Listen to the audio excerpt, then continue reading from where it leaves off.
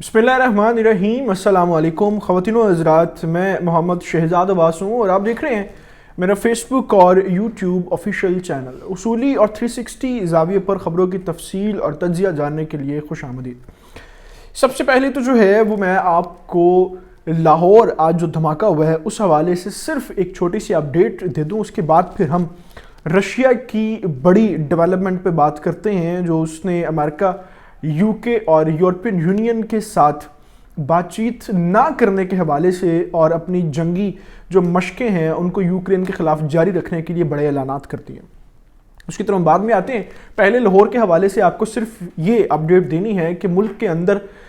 Emergency नाफज होने के करीब हालात पहुँच चुके हैं और वज़ीर आज़म तक तमाम तर जो ओहदेदारान हैं वो सब इस मामले की और इस हमले की मज़म्मत कर रहे हैं। प्लस जितने भी इस वक्त सिक्योरिटी नाफिज करने वाले इदारे हैं वो चुकन्ना हो चुके हैं और हर जगह पर, हर प्लेटफॉर्म के ऊपर अवामुल नास को आगाह किया जा रहा है कि आप कुछ दिन जो रश वाली प्लेसेस हैं उन जगहों पर ना जाएं, क्योंकि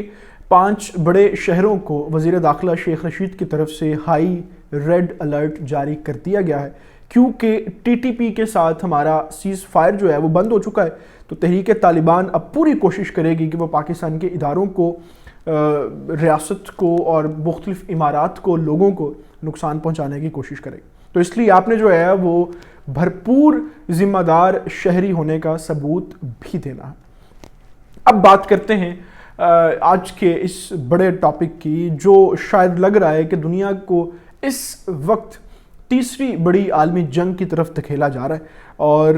रूस जो है वो सोवियत यूनियन के टूटने के बाद एक मर्तबा फिर जो है वो एक उभरती हुई बड़ी जो दिफाई ताकत है उसको लेके दोबारा अपने हरीफों के ऊपर चढ़ धोने की कोशिश कर रहा है। और इस वक्त वो ना इस चीज़ का ख्याल कर रहा है कि उसके खिलाफ पूरी यूरोपियन यूनियन जो है वो इकट्ठी हुई पड़ी है, ना वो इस चीज़ का ख्याल कर रहा है कि बरतानिया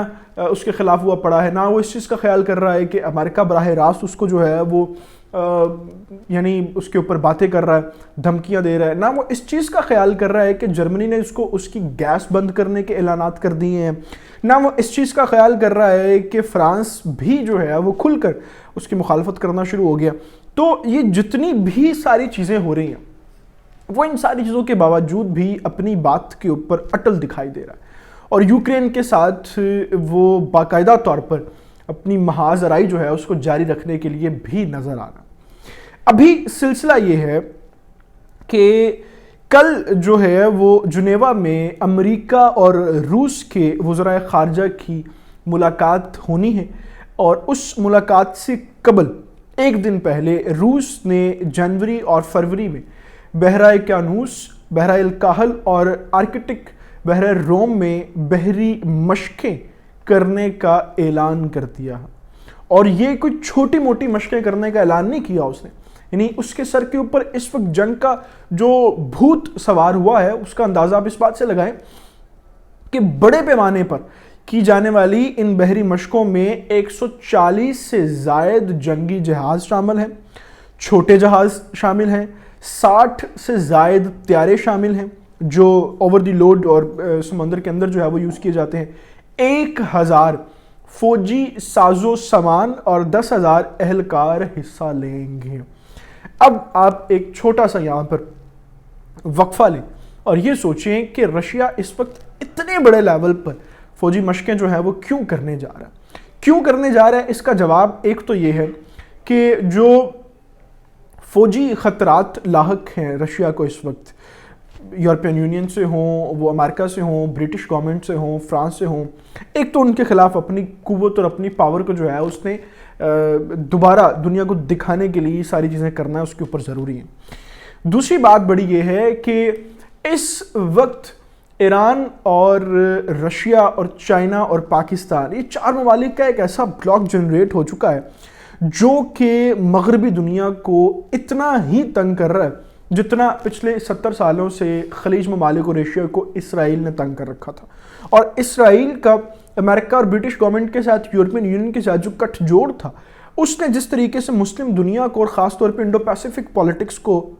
डिस्टर्ब कर रखा था, اب یہ سلسلہ سارا اسی طریقے سے جو ہے وہ یورپین یونین کے سر کے اوپر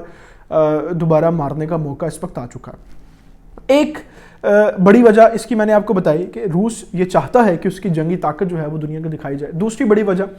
ایرانی صدر جو ہیں وہ آپ جانتے ہیں کہ رشیا کے دورے کے اوپر وہاں پر موجود ہیں، اس سے پہلے وہ چین کا دورہ بھی کر چکے ہیں۔ اب باقاعدہ طور پر یہ دنیا کو میسج دیا جا رہا ہے کہ ایران کے خلاف اگر کوئی بھی ملک سر اٹھاتا ہے، وہ اسرائیل ہو، وہ امریکہ ہو، وہ ان کے اتحادی ممالک ہوں، برٹش گورنمنٹ ہو، تو ہم ایران کو سپورٹ کریں گے۔ اور ظاہر ہے دشمن کا دشمن دوست ہوتا ہے، تو رشیا تو یہ چاہے گا کہ اگر کوئی ایسا ملک خلیج ممالک کے اندر موجود ہے، عرب کے اندر موجود ہے کہ جو اسرائیل اور امریکہ کے کٹ جوڑ کے خلاف کھڑا ہو گیا اور اس کو جو ہے وہ باقاعدہ طور پر وہ ان سے یہ کہہ رہا ہے کہ ہم آپ کے صرف ہاتھ نہیں پورے کے پورے بازو کاٹیں گے، تو پھر رشیا کا بھی یہ کام بنتا ہے کہ وہ اپنے اس دوست کو سپورٹ کرے۔ اور چین بھی یہی چاہتا ہے کہ اقتصادی اور دفاعی دونوں طریقے سے جو ہے وہ امریکہ کو مات دی جائے۔ تو یہ جو ایک بلاک بن رہا ہے جیو پولیٹیکل اور گرافیکلی جو بارڈر لائنز بن رہی ہے رشیا، چائنا، پاکستان اور ایران، یہ بیسیکلی اس پاور کا اس وقت پاور شو دکھانا ضروری ہے، کیونکہ رشیا یہ جانتا ہے کہ اس وقت یوکرین کے ساتھ جو بارڈر لائنز کے اوپر اس کے ایشوز چل رہے ہیں، اس حوالے سے اگر وہ تھوڑی سی بھی کمزوری شو کرتا ہے، تھوڑا سا بھی اس طرح کا معاملہ کرتا ہے کہ اس کو لگے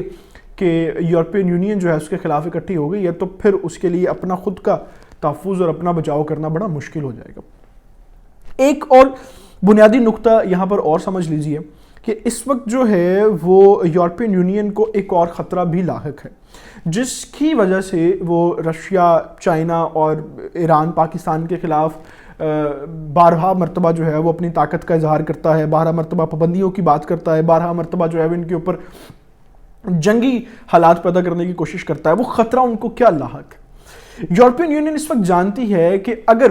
ہم لوگ یہاں پر محفوظ ہیں تو وہ صرف اور صرف اپنے اتحاد کی وجہ سے محفوظ ہیں، اپنی یورپین یونین کی وجہ سے موجود ہیں۔ اگر یہ الگ الگ ملک ہوں تو ان کو تو کوئی بھی چھوٹا ملک بھی جو ہے وہ نست و نبود کرتے۔ وہ جانتے ہیں کہ ہم لوگ یہاں پر بچے ہوئے ہیں اپنے اتحاد کی وجہ سے۔ اب آپ ایک چیز کا اندازہ لگائیں کہ یورپین یونین جیسے جو کنٹریز ہیں جن کا جنگی اور دفاعی لحاظ سے کوئی اتنا انٹرسٹ ہی نہیں ہوتا، اگر وہ اپنے اتحاد کی وجہ سے آج تک زندہ ہیں، تو رشیا، چائنا، پاکستان اور ایران جیسے ملک جن کا سارے کا سارا دار و مدار اور اپنی انٹرسٹ ہی جنگی صورتحال کے اوپر ہوتی ہے، اگر یہ چاروں ملک اپنا بلاک بنا کے اتحاد قائم کر لیتے ہیں تو پھر دنیا کی کوئی بھی بڑی سپر پاور ہو وہ تو ان کو نہیں توڑ سکے گی۔ اس لیے وہ کسی نہ کسی چھوٹے سے چھوٹے بھی حرکت کو نظر انداز نہیں کر رہے اور بہت سی ایسی چیزیں کر رہے ہیں جو رشیا اور چین اور پاکستان اور ایران کے خلاف جاتی ہیں، اور ان کو روکنے کے لیے اپنی تیاری بھی کر رہے ہیں۔ ان تفصیلات کے ساتھ ابھی میں آپ سے اجازت چاہوں گا۔ آپ سے گزارش ہے کہ آپ نے ابھی تک اگر ہمارے چینل کو سبسکرائب نہیں کیا